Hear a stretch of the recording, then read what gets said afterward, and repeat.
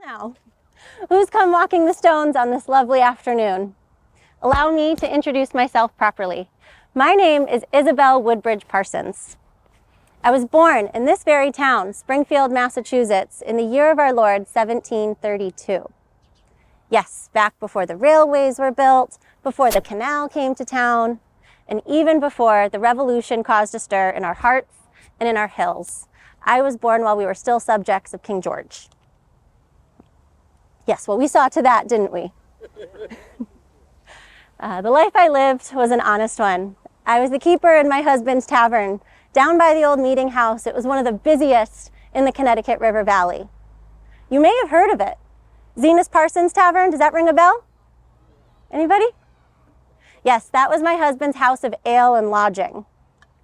But make no mistake, even though it was his name on the sign, it was my hands, these hands, that kept it clean, warm, and running true.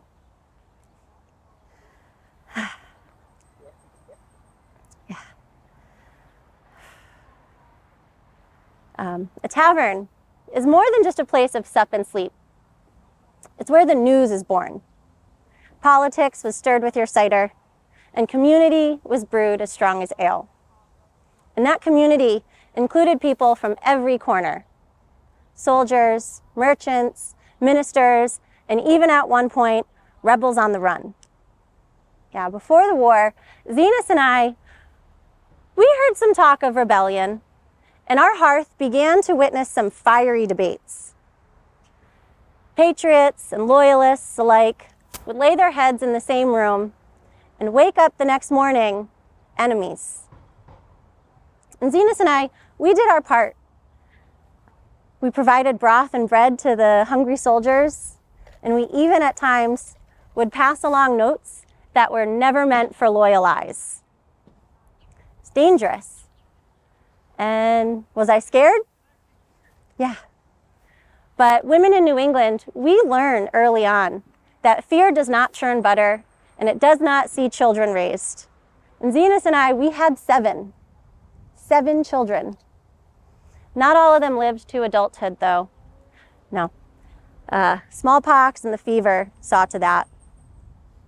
But the ones that did carried the Parsons name into a new century. I, on the other hand, left this world in 1799, around the time George Washington was called to his final rest. It seemed fitting that he saw the nation born, or at least he led the nation in its birth, and I saw it born in fire and in hope. Now, I lie here in Springfield Cemetery, not too far from where my tavern hearth showed my story, and I kind of messed up that line. Can I start that one over? All right.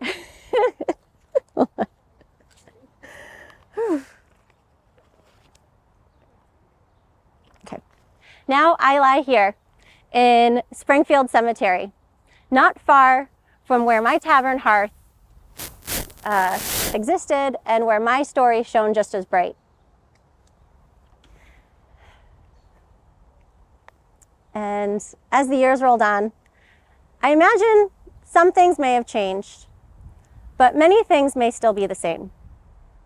Like the warmth of a fire, the power of a well-told tale, and the strength of a woman who refuses to be overlooked.